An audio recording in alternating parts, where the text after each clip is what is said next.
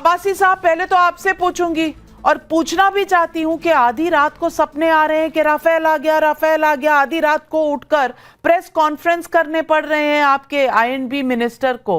अब जब इतना बड़ा आतंकी हमला किया है तो थोड़ा सा तो अपना दिल संभाल के रखिए, जो होगा देखा जाएगा।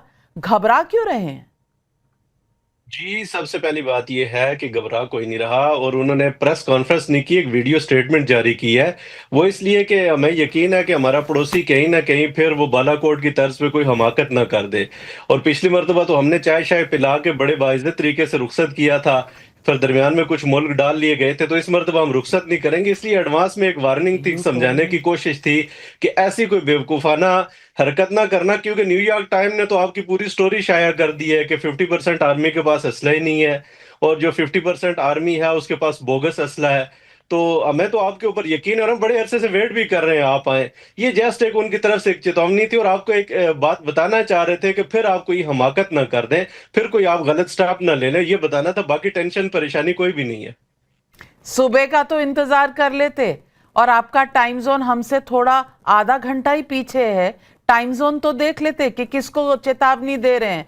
हमें बता रहे हैं, हमारे देश में तो सब सो रहे थे, तो ये किसको बताया जा रहा था? गौरव आर्या जी, आज शायद अब्बासी साहब को थोड़ा सा आपको एक्सप्लेन करना पड़ेगा। अब्बासी साहब से ये पूछ लीजिए कि जिस न्यूयॉर्क टाइम्स के आर्टिकल का हवाला दे रहे हैं उसकी हेडलाइन क्या है, पूछिए इनसे पहले, फिर मैं बात करता हूं इनसे आगे। अब्बासी साहब जवाब दीजिए। जी, हेडलाइन क्या है आप कोट करें, आप पढ़ लीजिए उसकी, आप पढ़ नहीं लीजिए। सर, एक मैं आपको बताता हूँ, ये सब ना आपको एसपीआर चूरन खिलाता है। आप वो आर्टिकल दोबारा पढ़िए, पहली चीज, ठीक है? आप पहले पढ़िए आईएसपीआर वाले, जो आपके अताउल्ला तारर साहब का एक ट्वीट है, उस पर भी मैंने आज जवाब दिया था। रैंडम। अब आप सोचिए नाविका, थोड़ी सी बात सोचिए। अगर भारतीय एजेंसी रॉ पाकिस्तानियों को फंड कर रही है तो क्या उनके बैंक में पैसे डालेगी? आप खुद सोचिए।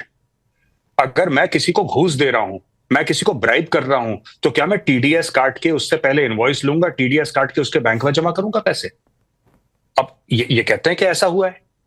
अरे भाई, अगर भारत कुछ कर रहा है, कोई भी मुल्क हो, पाकिस्तान भी करे या कोई भी मुल्क करे दुनिया में, चाइना करे, अमेरिका करे, कोई ऐसे क्या टीडीएस काट के बैंक में वो स्क्रीनशॉट्स भेज रहे हैं कि देखो इतना पैसा रिसीव हुआ, इतना पैसा?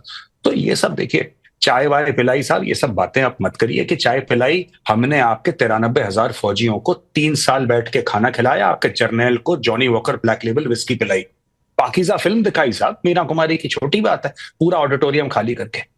तो ऐसी बात तो नहीं है साहब। हमारी मेहमान नवाजी की भी आप दाद दीजिए ना कि 3 साल हम बैठ के खाना खिला सकते हैं 93,000 लोगों को, आप एक चाय नहीं पिला सकते साहब। उस चाय का आप इतना हमें सुना रहे हैं कि चाय पिला दी, चाय पिला दी, चाय पिला दी। हमने तो एक बार नहीं बोला कि आपके लगभग लाख बंदों को, जिसमें आपके 5 मेजर जनरल थे, 1 लेफ्टिनेंट जनरल था, पता नहीं 23-25 ब्रिगेडियर थे, 100 से ऊपर कर्नल थे, कितने सिपाही थे, 3 साल बैठ के खाना खिलाया साहब, दिन में 2 बार चाय, 3 बार रोटी।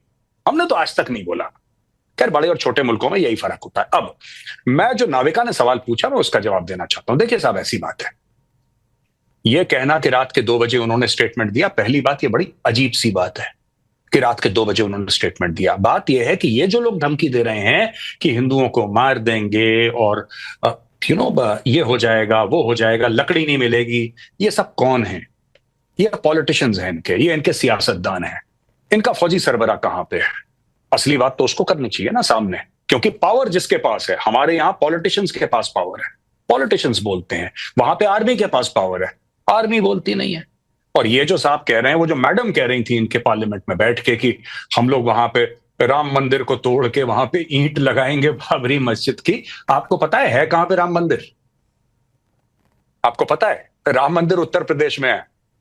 उत्तर प्रदेश में बच्चा पैदा होता है, मां के पेट से हाथ में कट्टा लेके पैदा होता है। क्या बात कर रहे हैं साहब? आप यूपी में आ जाएंगे और यूपी वालों को धमकी देंगे आप? हमारा काम है धमकी देना दुनिया को, हम धमकियां देते हैं, धमकियां लेते नहीं है साहब। यूपी है, पूछिए जो यहां से महाजर गए उनसे पूछिए उत्तर प्रदेश किस बला का नाम है। तो साहब ये सब मत बोलिए हमें कि चाय पिलाई थी, कॉफी पिलाई थी। हमने तो कभी आपको ये एहसान नहीं जताया कि हमने 93,000 लोगों को हमने खाना खिलाया था, 3 साल खाना खिलाया था, 3 साल। हमने एक बार भी जिक्र नहीं करा। खानदानी लोग हैं साहब, एक बड़प्पन है, एक शान है, छोटी छोटी बातों के बारे में हम बात नहीं करते। आगे दूसरा सवाल पूछिए जनाब मुझसे, मैं तैयार हूं। सवाल ये है, और गौरव आर्या, सवाल ये पूछना चाह रही हूं कि क्या उल्टी गिनती शुरू हो गई है? क्योंकि पाकिस्तान जिस तरह से थरथरा रहा है, मुझे लगता है सीज फायर वायलेशंस हो रही हैं, बयान जिस तरह से आ रहे हैं, रातों को नींद नहीं आ रही, ये उल्टी गिनती शुरू हो गई ना? कयामत की रात आज है कि नहीं?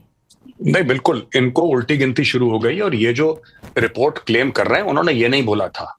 ये जो न्यूयॉर्क टाइम्स की साहब हमारे हैं जो कोट कर रहे हैं, पाकिस्तान से जो जेंटलमैन आए हैं, मैं उनसे कह रहा हूं कि वो रिपोर्ट कुछ और कहती है। हाँ, हम लोग जिस तरीके से अपने हथियारों का जखीरा बड़ा कर रहे हैं, हर महीने आप देखेंगे हजारों करोड़ की डील हो रही है, हजारों करोड़ों की डील। अभी अभी हमने कितने 60-65 हजार करोड़ के राफेल खरीदे 26 नेवी के लिए, और ये हर महीने होता है कुछ ना कुछ। पहली चीज ये है। दूसरी बात मैं आपको बता रहा हूं कि पाकिस्तान किस चीज से डरा है। इनके जनरल बाजवा का बयान है, जो हामिद मीर, इनके जो टॉप जर्नलिस्ट, 2-3 टॉप नाम है पाकिस्तान में, हामिद मीर का स्टेटमेंट है कि जनरल बाजवा ने उनको बताया, आप जाके इंटरनेट पे देख सकते हैं, मैं कोई गलत बात नहीं कह रहा हूं, इंटरनेट पे आप जाके देख सकते हैं। वहां पे साफ तौर पे वो कह रहे हैं कि जनरल बाजवा कहते हैं, हमारे पास इतना तेल नहीं है कि हम अपने टैंकों में डाल दें। We don't have enough oil. देखिए, लड़ाई जज्बा है, कलमा पढ़ के मुल्क बना था, जज्बे वाली कौम है, एक मिसाइल आएगी सारा जज्बा हवा कर देगी। ये तो टेक्नोलॉजी की बात है। जज्बा वज्बा हैज नो वैल्यू। ये सब बेकार की फालतू की बातें हैं, बेरोजगार लोगों की बातें कि बड़ा जज्बा है। कोई जज्बा वज्बा नहीं है। आजकल टेक्नोलॉजी की लड़ाई हो रही है, और जब नहीं थी तब भी हमने देख लिया था। ठीक है ना? अच्छा, तीसरी बात मैं आपको बताता हूं। ये जो लोग बात करते हैं पाकिस्तानी फौज की, मुझे ये बात समझ में नहीं आती कि, और मुझे इंडियन मीडिया से भी शिकायत है, मैं 30 सेकंड में दोनों पॉइंट अपने बताऊंगा। ये पाकिस्तानी फौज किस फौज को सपोर्ट करते हैं सर?